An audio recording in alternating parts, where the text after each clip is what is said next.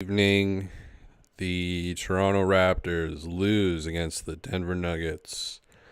125, 119, kind of your ideal tank game, and just overall a really funny game. Um, like comedically, and just in terms of it being strange. Raptors are without the entire starting lineup, sans RJ Barrett. But that doesn't seem to matter too much. The Raptors go on a series of runs, which ultimately leads to a 22-point lead in the second quarter. It's just a very bizarre game. And third quarter, the Nuggets came out a little bit better. Jokic definitely took over. And then there was a play either at the end of the third or start of the fourth where Agbaji knocked Jamal Murray over on a screen. It's a pretty hard foul. And Murray was like pretty pissed and him and KCP had 5 points combined in the first half. So starting backcourt, 5 points. That got him like fired up. I think the Nuggets broadcast was like, this could be a turning point. And then in the timeout, apparently like Murray took over the timeout from Michael Malone, sorry for the disrespect, Michael Malone. And he was kind of the one yelling like what they should do and all that stuff. And then he just made probably 8 or 9 like circus shots that all went in, I think. So he really took over down the stretch. And I mean, even when the Raptors were up by 22, it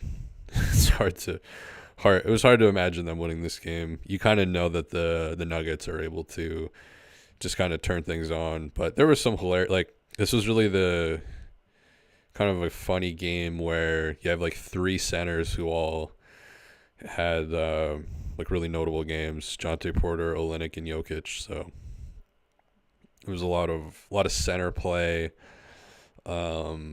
I didn't think either team's defense was that great until Denver really tightened up at the end. But yeah, this was just the first half of this game just felt like a mushroom trip or something. It's just very strange, but at the same time, you kind of know teams like that, they go into the locker room at halftime and I don't know, they just kind of wake up and come out differently, and that's pretty much the story of the game. And so you have another ideal game now where kind of goes right down to the wire. It's entertaining. You had guys get a ton of minutes. Grady had a really good game. I think Jonte outplayed his brother. What do you guys think? Let me know in the chat if who's the better Porter tonight. You had Jonte with 14 and Michael with 19, but Jonte a little bit more efficient. So yeah, that was a kind of a cool battle. Porter 4 for 7 from 3. That was really keeping them. Jesus, really keeping them afloat there, and they were kind of living off of the Jonte threes, and then a really big game from Grady, where he started the game. I think it's his third start, 35 minutes, 17 points. Only took 4 threes. That was my only issue with him. 35 minutes, only 4 threes. He went 2 for 4, by the way. I feel like it was weird because he had 2 pull-up. One was a 2, but basically 2 pull-up threes in like the start of the first quarter. So I thought it was going to be like a big Grady 3 game, and then that just kind of stopped.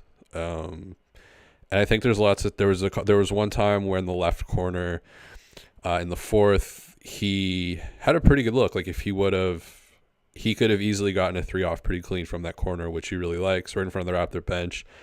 But he decided to kind of let the defender close out on him. He pump faked him and then drove into a contested floater, and it didn't work. And it's just like, probably should have just taken. I think there was 3 or 4 of those where, like, just take the 3. You're shooting like 150% in 2024, and there's lots of games where he's shooting like 2 for 4 or 3 for 5.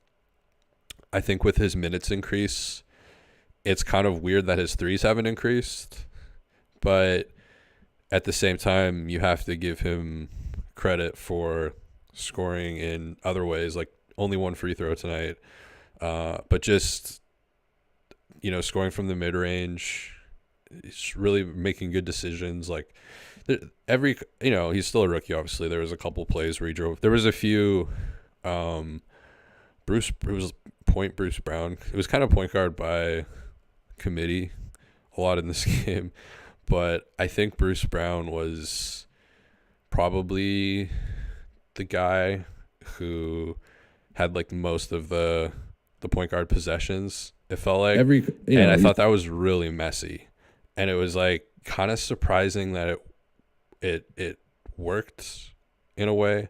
I mean, he only had 3 assists, but he's just so chaotic.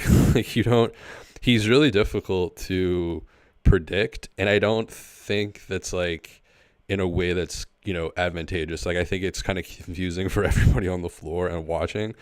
Just a lot of the decision making of when to drive, when to pass.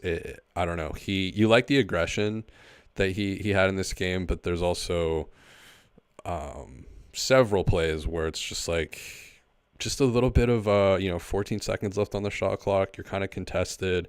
You're forcing it. You got guys in the corner like Grady. Just, yeah, weird. And then Jonte Porter, the better Porter, the 3 ball for him, he got 7 up tonight. I think he even turned down a couple. But, yeah, he kind of, I think fell out of the rotation a little bit in the past month because just other, the situation, other centers, other people. But now with all the injuries, Jakob being injured, Chris being injured, he's been, whoa, buddy, big yawn, big kitty. He's been he's been given an increased role, and he's really impressed.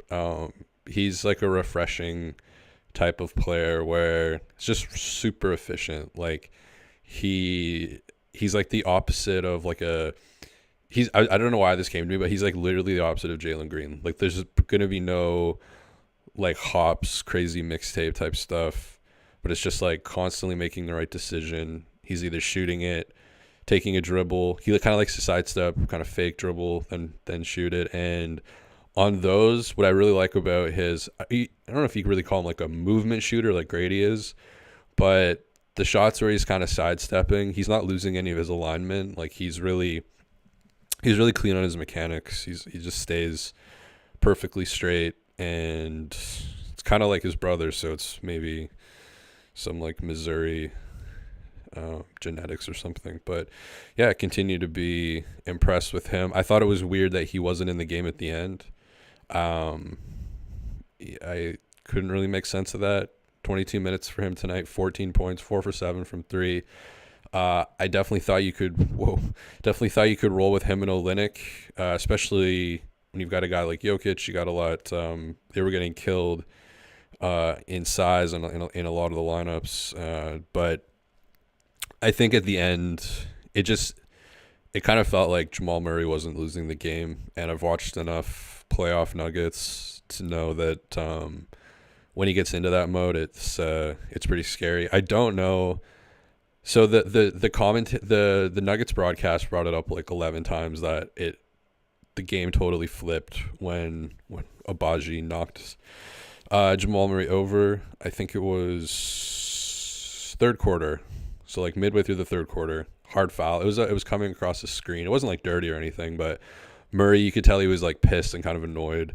I don't know if it's one of those things where it's like if that's like Kawhi, he's probably okay with it, but it's like, I don't know, when you're a star player in the league and like it's like Ochai Agbaji that does it to you, I think it makes you a little bit more angry and like aggravated. It just kind of had that feeling of like, oh, this like kind of random guy in the Raptors, I think maybe woke up one of the stars, and then yeah, he just was much more engaged at that point. Really weird, like just was a funny, hilarious game. So I cannot make sense of this. So last game we had Jalen McDaniels who by the way played like decently tonight. Um, but last game you have Jalen McDaniels, who they had in the freezer for the last like 3 months. They put him in an overtime. Raptors don't score a bucket when he's out there in overtime, and they don't score until he gets subbed out for Grady. So it's crazy that Darko had him in ahead of Grady, and then tonight a technical foul in the third quarter. I mean, the Raptors were up. I don't know what, like the Raptors were up by like 12 at that point, I think, and they elect for Jalen McDaniels to take the free throw, and on the broadcast, I couldn't quite see it clearly, but it kind of looked like he was just fucking around on the free throw. Like I can't confirm that. I think they cut to him a little bit late, but it kind of looked like he just threw up like when Dennis Schroeder does a heat check and he just does like he loses like 80% of his mechanics and just kind of tosses up like it looked like that kind of thing, like just really casual. So that and I don't know the decision because Grady was on the floor and. Yeah, it just you just I don't even know how to explain like I don't know. The only way you can explain both of those decisions is Darko wants the pick. I'm starting to get more into the pick. I always watch March Madness, but I'm going to get into it earlier this year.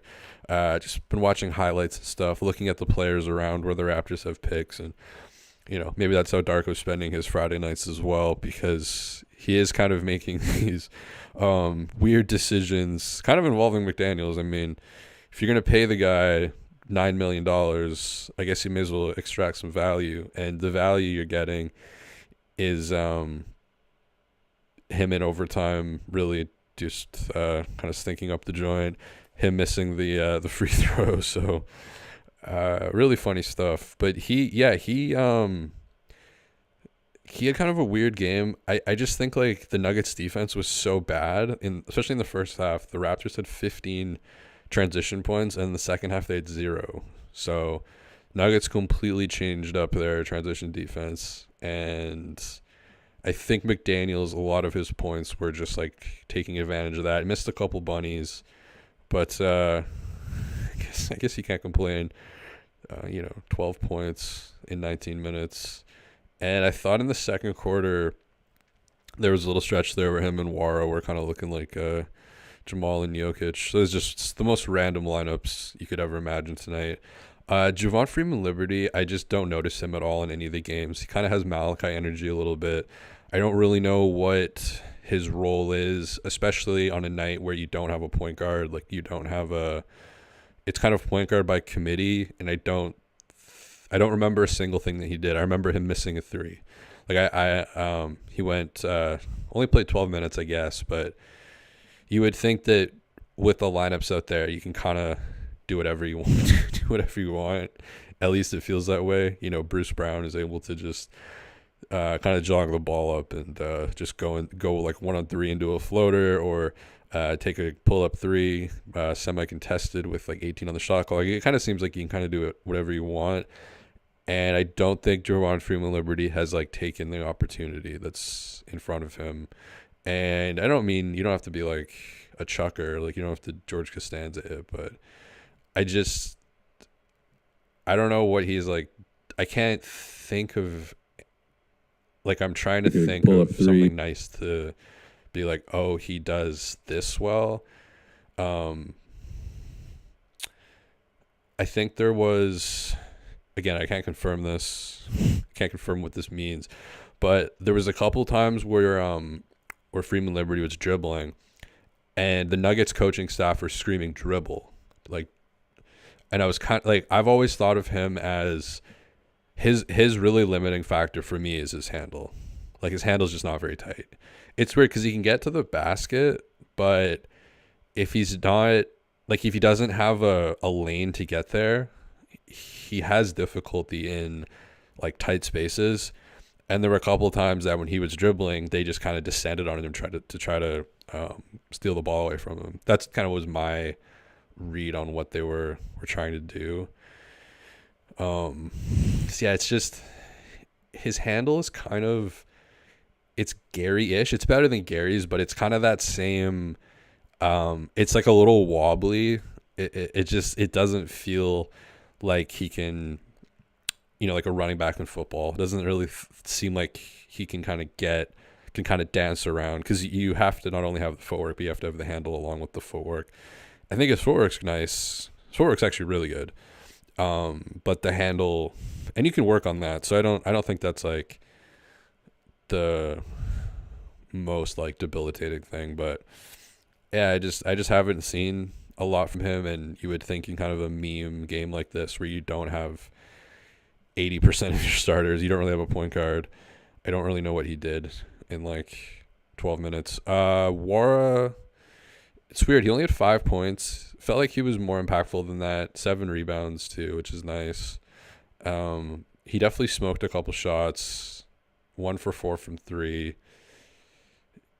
His touch is a little weird. Like it's a little bit like everything's kind of line drive-ish.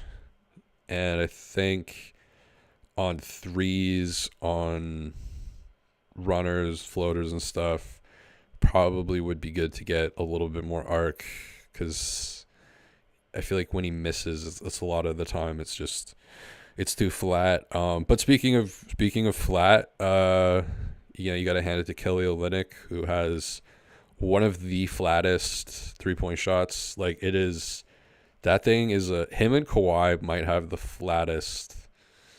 I'm trying to think who else has that much. It's such a line drive. Like, it's funny because like he's so tall that it works. I think if like shorter people tried to shoot like that, I don't know how that would work. I think you would just like, because it just kind of, it goes so straight. Like it's funny watching it from like the television angle, because you're kind of like perched up, and yeah, it doesn't go up at all. Like once it leaves his hand, that's the highest point on his shot, I believe. I mean, I could be wrong on this. I meant to look at the tape, but in my head, it looks like the highest point of the shot is like when he releases it. Like he kind of shoots it flat, but hey, that's it works. And he's got the low post footwork really down, and he was giving him and Jonte were kind of giving you. I mean, Jokic doesn't win MVP because of his defense. He's not a terrible defender, but it's not. It's not a crazy like rim deterrent, but yeah, I thought Kelly was impressive against him, and had more than a few kind of, obviously not as flashy as Jokic, but Jokic-y type plays where it's kind of backing you down a little bit, pivoting, shot fake, get you biting, and then him just kind of strolling into a finger roll. He really likes the finger rolls. Or just little hook shots, whatever, with nobody left at the rim, because that was kind of the last line of defense. So, yeah, he looked really good. He was really important. Whoa, we're the same color. Hell yeah. Hey, buddy. Please don't bite me or kill me or anything. Yeah, and then Agbaji again, just kind of like JFL, not really taking the opportunity by the horns too much. And I know that like defense is kind of his, I don't know if that's his main thing, but on offense hasn't really had like a breakout offensive game yet. Always feels like he's hovering at that like 8-point range. Didn't take a single 3 tonight, so I don't know. In 28 minutes, he didn't take a single 3. So I don't know if that's, I don't know why or what that's about, because he's been really aggressive with it. It feels like he's shooting around 12% from 3 since joining the Raptors. I think it's probably around there. So I don't know if that has something to do with the no threes, but it's kind of an interesting departure, because he had been kind of hunting that 3. There's been a few games where there's one game he went 6 for 20 from the field, and I think he had 8, went like 1 for 8 from 3, and that it seemed like a kind of normal, especially on a night tonight, 28 minutes, 4 of your starters are out. So yeah, I haven't been blown. Whoa. Haven't been. Hello, Pinocchio. Haven't been that blown away by him, but maybe the Raptors' best player tonight is probably, you could say, RJ, 10 for 20, 26 points, and flirting with a triple double. 9 assists, 7 rebounds. And I thought he was the most aggressive. There definitely missed a couple that he probably should have gotten, but also finished a couple that were pretty impressive. So kind of balanced itself out. And I thought he was definitely went 5 for 5 from the free throw line, which is nice too. He's been pretty rough. Only 3 threes tonight for him, 1 for 3 from the 3-point line. And yeah, it's funny, like Jonte really took the lion's share of threes tonight. The starters only took 4, 3, 3, 4. So definitely this was more of a game of centers. Felt like, Jokic, Olynyk, Porter, and then obviously Murray on top of that. So Murray 26 points. He had 5 in the first half, so that's 21 in the second half. Probably 21 out of those 21. Probably 13 or 14 in the fourth quarter. Lots of really difficult. His favorite shot is the Dwayne Wade, Donovan Mitchell, where he's right-handed and he kind of gets you going downhill and then puts that right foot out and then kind of goes off to the side, moving left. So he's kind of moving away from the basket and creates separation that way. And he's just so comfortable with that shot and moving in that type of way. I think if you are a right-handed shooter, that is the most natural movement pattern. But he takes it to a whole other level. He really has a lot of that. He has a lot of that 2000s, 2010 shooting guard type of skill. Obviously he's a point guard, but he has a lot of that. He does a lot of things that a lot of point guards just aren't really able to do. And yeah, when he's on a heater like that, definitely one of the more exciting. I know they won the championship or whatever, but for me, whenever I think of him, it's always the Nuggets Jazz series, where I think that was in the bubble, where him and Donovan Mitchell had between the two of them, I think what was it, 6 50-point games or something. It was just the most absurd thing I'd ever seen. So I always remember every game it was Jamal Murray 54, Donovan Mitchell 51. Next game, Jamal Murray 57, Donovan Mitchell 52, and it was, yeah. So he just completely has the ability to go absolutely nuts, and it did kind of seem like it was right after the Agbaji foul that did seem to make him more angry and aggressive. Because he was kind of playing pretty passive, I thought, earlier in the game. But yeah, first play of the game, you got Grady stripping Jokic, and then Bruce Brown smokes the layup in transition on the other end. But great start from Grady on that.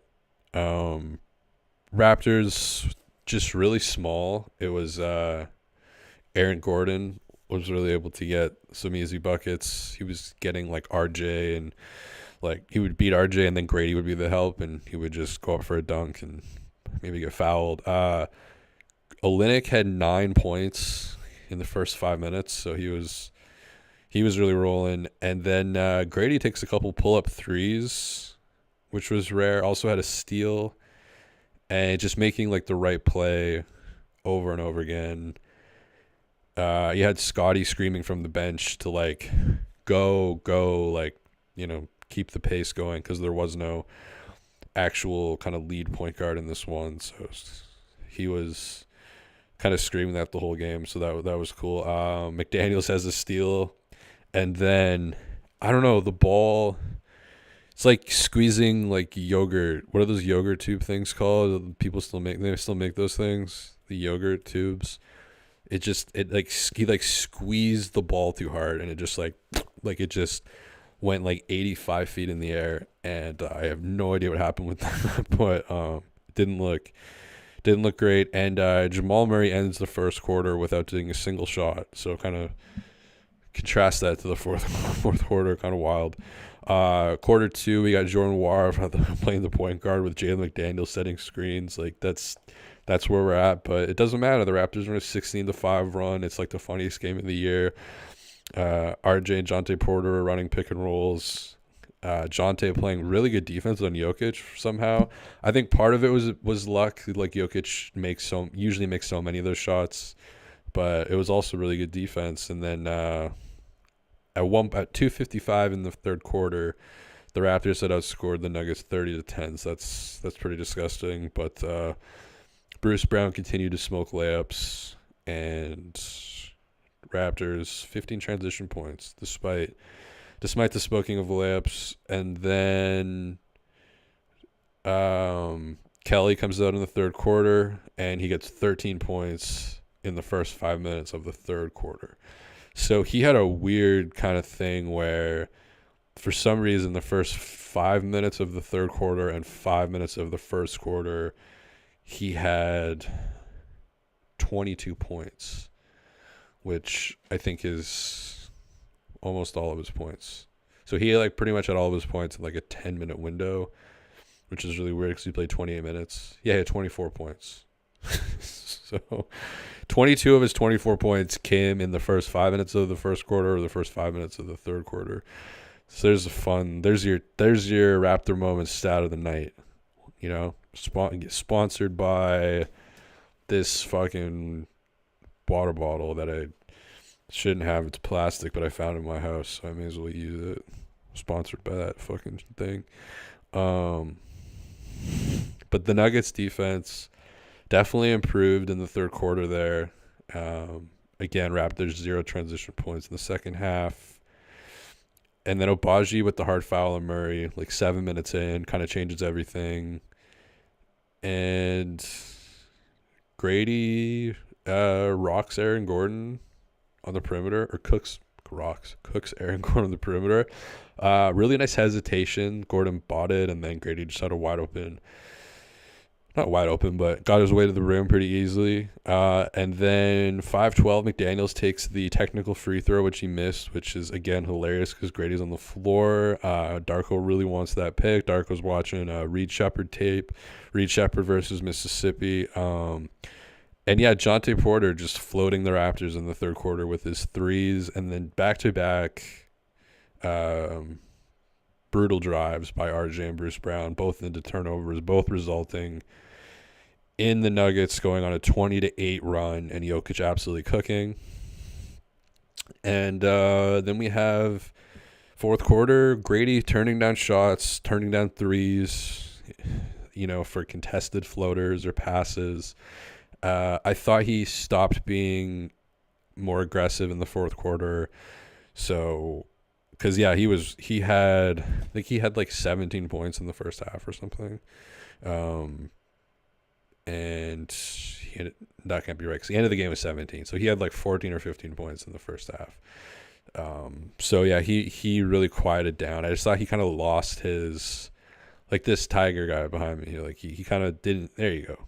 Like you got to be that guy all the time, I think. I don't know. But he stopped doing that a little bit. He stopped the big yawning. And he does have a cat, by the way. I made a video about Grady's cat, about how he got a cat after beating Mizzou, who I believe is like 0-16 this year. They're wearing trash bags on their head. But that's where Jonte went. So good segue. And, yeah, Jonte not closing the game. I thought that was weird. He was a bucket, but it was RJ driving the car down the stretch, which was nice to see. A few really nice drives. Missed a couple at the end. Probably should have made them, but yeah, sometimes he kind of struggles with touch. I think with him sometimes it's more like heavy, like he's overshooting it a little bit, but it was cool to see the aggression, him obviously the only actual bona fide starter. So, I mean, yeah, at the end of the day, hilarious game, perfect tank game. You get closer to the pick. You have some laughs. It's entertaining. Bruce Brown gets 10 rebounds. RJ Barrett almost a triple double, 26, 9, and 7. And not a super abundant amount of threes, like 29 threes and 30 threes, which in today's NBA is like not that much.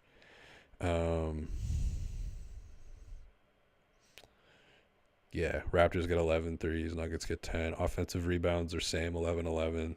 So a lot of similar statistics. Also, I think it kind of gives some credence. There you go.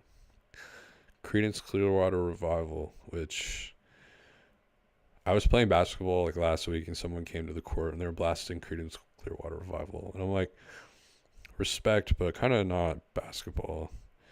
Like, have you ever seen the rain doesn't really work when you're trying to shoot threes? I guess it kind of does if you're making it rain, but I wasn't, so it didn't fit. Not my favorite classic rock band, but anyways, Run Through the Jungle is a great song.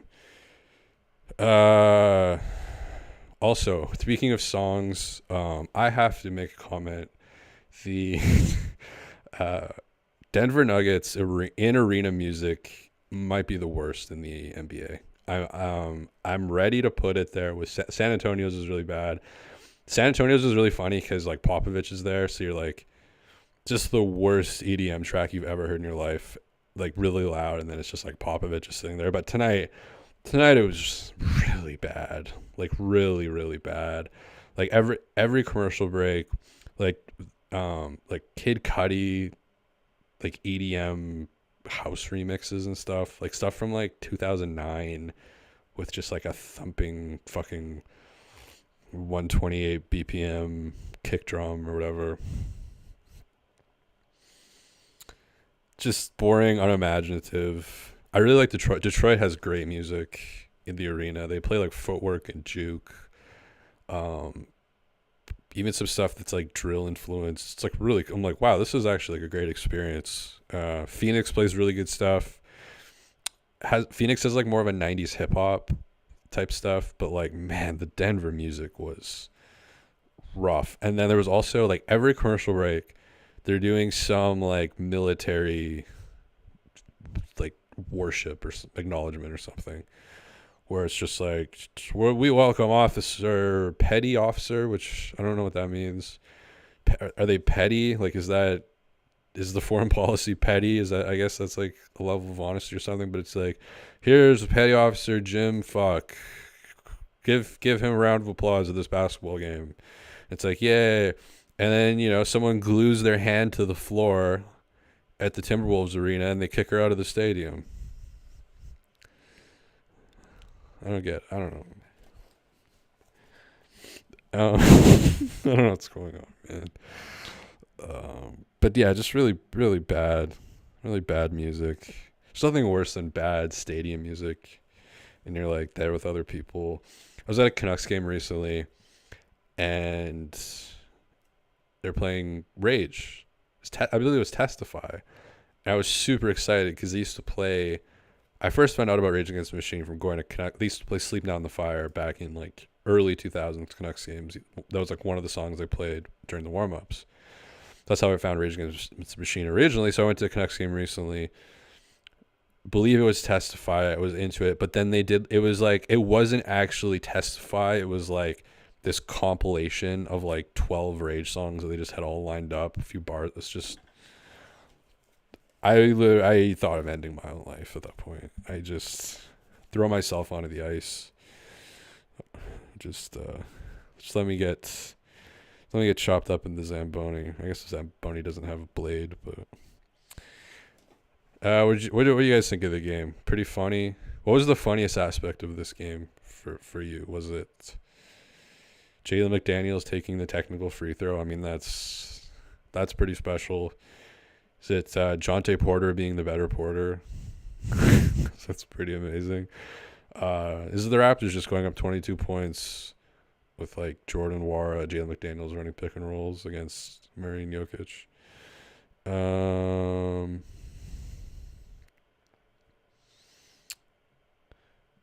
People saying Grady would look good with the Nuggets. Don't talk such.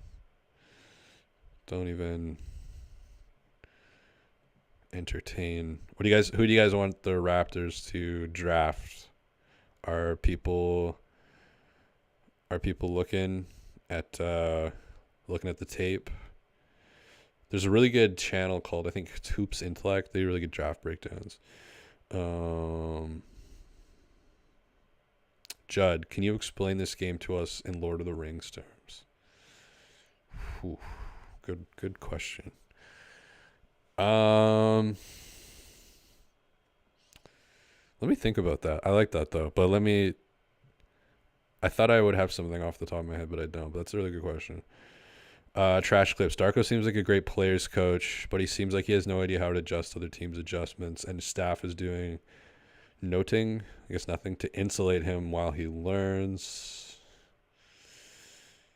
I overall agree with that, but in the context of this game, I don't really know, other than things that were just like actual memes, like Jalen McDaniels.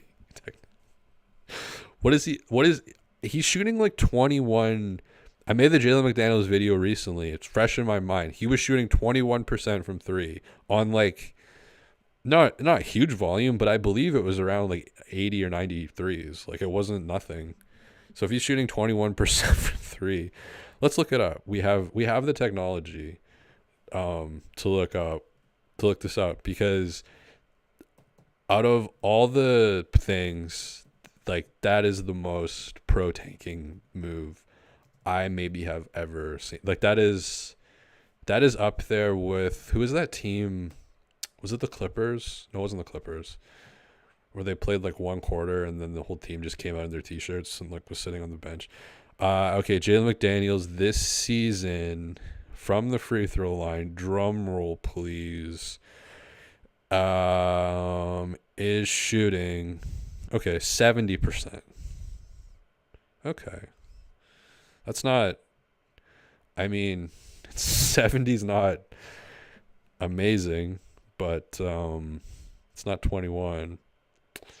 Still, though, 70 is definitely, it's kind of wild. That's still pretty wild, to be honest. Especially when Grady's out there. Explain this in Lord of the Rings terms. This would be like if you lost like Frodo, Gandalf, Aragorn, and it was just you, like the Fellowship was basically Gimli, Legolas, Boromir, Merry, Pippin, maybe Sam, maybe not. But you're missing like all the key names for you that are gonna get you through the difficult situations ahead are probably not gonna be there for you, and you're probably all going to die in Moria. I would guess. Jokic is the Balrog, and they probably don't even make it to like the "you shall not pass" part, because I think even getting to that point, Gandalf like hooked him up. So you don't have Gandalf. I guess you still have Gollum, because that's when Gollum kind of appears a little bit. I wonder if he would sacrifice himself for the cause. Who's Gollum in this situation? Probably Bruce Brown, I guess.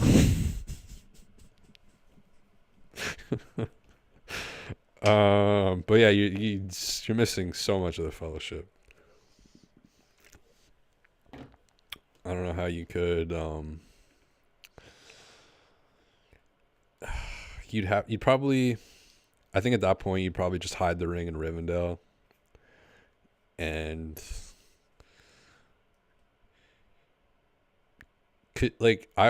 my thing was always like, couldn't you go hide it and then just like kill the only person who knows where it is? You know what I mean? Like, couldn't you give them like a poison pill that will like take over their body in like 6 hours, and then they go off somewhere and put the ring somewhere and nobody knows where it is because they die? Why didn't they ever do that or something? Because when it was in the river, it wasn't hurting anybody, I believe. That's really when the ring was at its best days, when it was in that river. What's the river called? The Al. Oh, trippy, we're in water now. Althorian or some shit, where the big towers are. Forget the river. Is McDaniels Gollum? Yeah, McDaniels could probably be Gollum.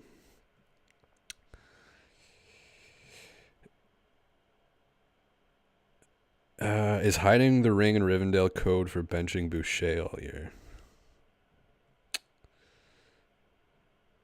I don't know. I'm too baked to know what that means. McDaniels looks incredibly unserious when he takes any type of shot. Yeah. Who said that? Somebody said that. Yeah, I need to look at the tape again. I don't think it cut to him in time, or like it was a bit late, but it just looked like he kind of just like flicked up a free throw, just kind of willy-nilly. His body language always kind of looks like that, though. He just kind of always looks like, I made a video about him a couple weeks ago getting back on defense, where he's just kind of flubbing around.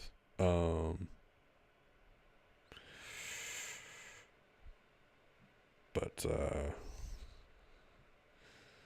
yeah, this was a late game. I don't have a ton of juice. You know, these West Coast 7 p.m. or 6 p.m. West Coast starts, but yeah, hilarious game. You know, you have big games from Barrett, Olynyk, and Porter, and Grady, that I think kind of made it all happen. Kind of like evenly distributed scoring a little bit. But yeah, I mean, the Nuggets bench really gave them nothing. Like, Nuggets bench, nobody cracked 10 points on the Nuggets bench. 2, 7, 0, 9, 5. It was really the starters just pretty much getting 93% of their points, I think. So yeah, they I don't know. I think it's kind of wild when people don't pick them to win this year. Not that I want to go down this conversation rabbit hole, because it's kind of boring, but I get annoyed with NBA media when they're like, they always want to have like a fresh take. Like, so many people's fresh take this year is Boston, which sure, maybe, but like Zach Lowe, my only Zach Lowe complaint is he just wants that fresh fucking take, you know, where it's like, he had Jason Tatum for MVP, Boston Celtics winning the whole thing. It's like, how do you bet against the Nuggets team? You know, I mean, maybe if you watched the first half of this game, that would be reason enough. But yeah, hilarious game.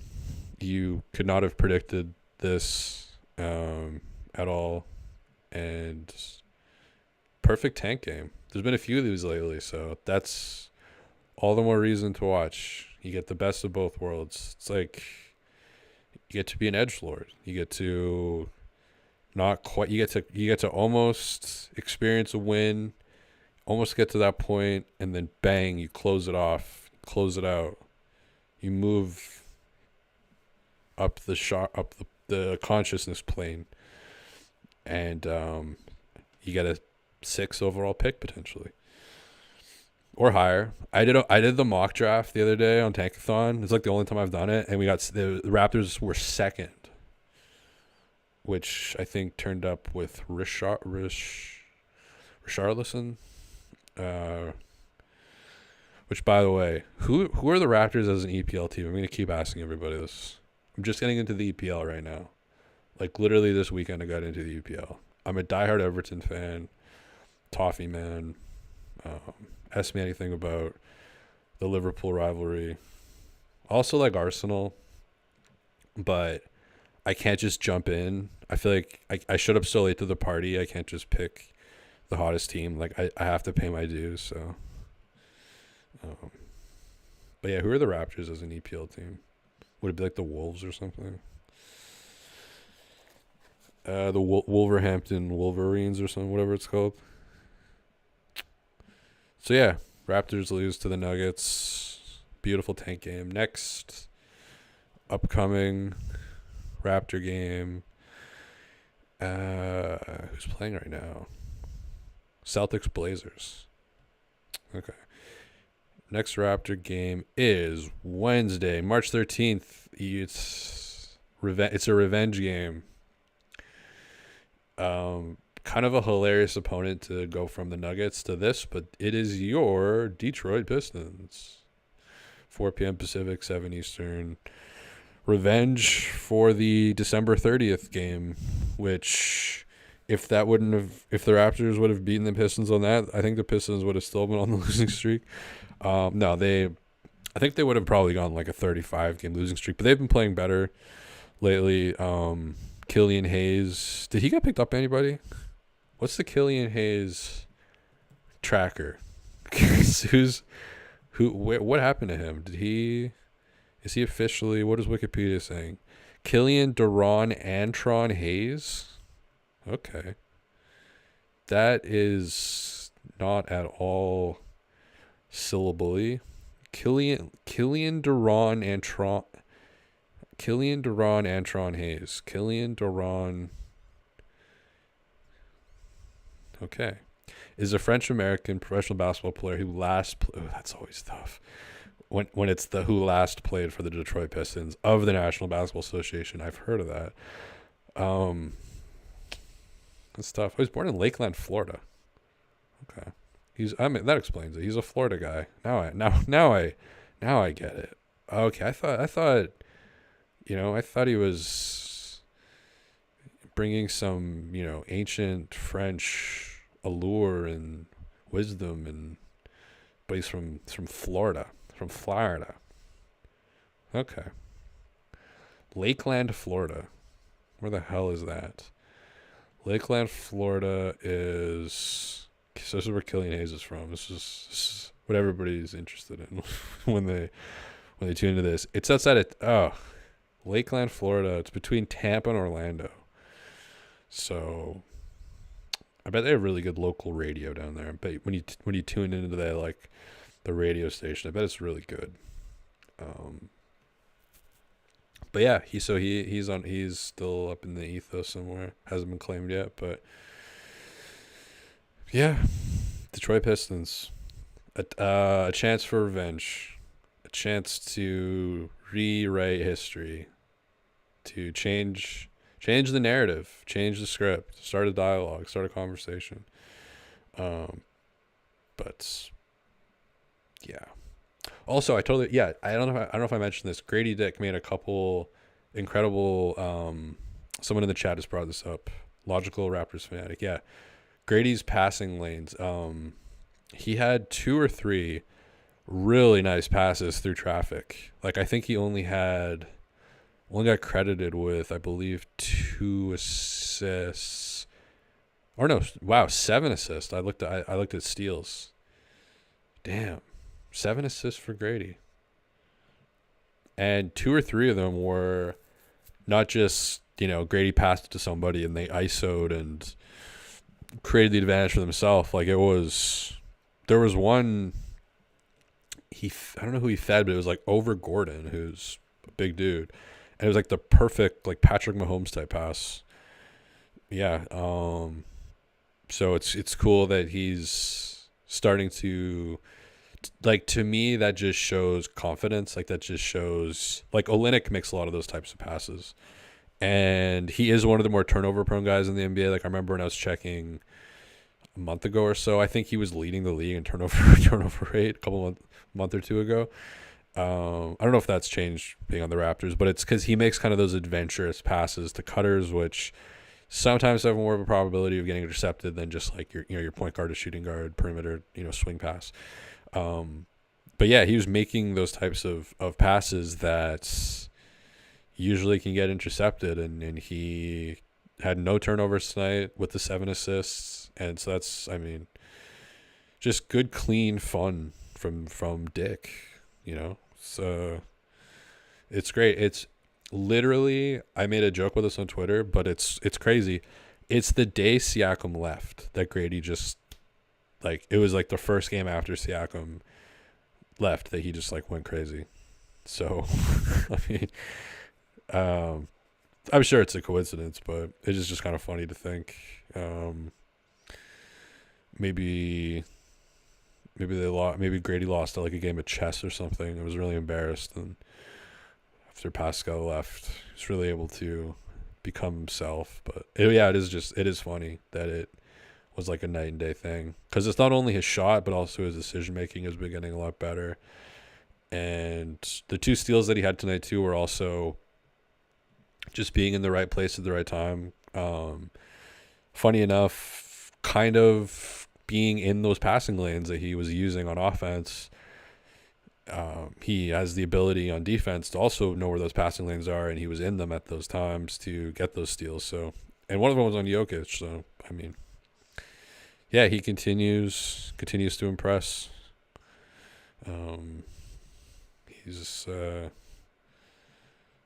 He's really cooking, man. Trash Clips, MVP of the stats. Like the Zach Lowe of stats lately in the chat here, but he says, or they say, Grady career highest assist before this game was 4. So big jump to 7. It's almost double if my math is correct. So yeah, and again, a couple of those were like highlighted assists, not just, hey, here's the ball, go cook. Like, so I think this is a fun game to watch again. I definitely want to watch this game again, have some laughs, and yeah, great things from Dick. Great things, looking a lot stronger. And yeah, the only note, I'm sure there's a couple defensive things, but only really note is like there's some open threes there on the table for him. He's turning them down, going into floaters. The three ball is there, and hopefully, they'll watch the tape and he'll get more comfortable. I think the passes that you saw tonight show that like hasn't been, even on his, like, in some of his better games, haven't really noticed his passing as much as I did tonight. And again, I think with him making those aggressive passes, that's just showing that he's getting more confident, more comfortable with the system, with the players, with his role. So, yeah, it's good to see. But Raptors, that's it, man. Go hang out with this prairie dog or whatever the fuck this thing is. Oh, hey, buddy.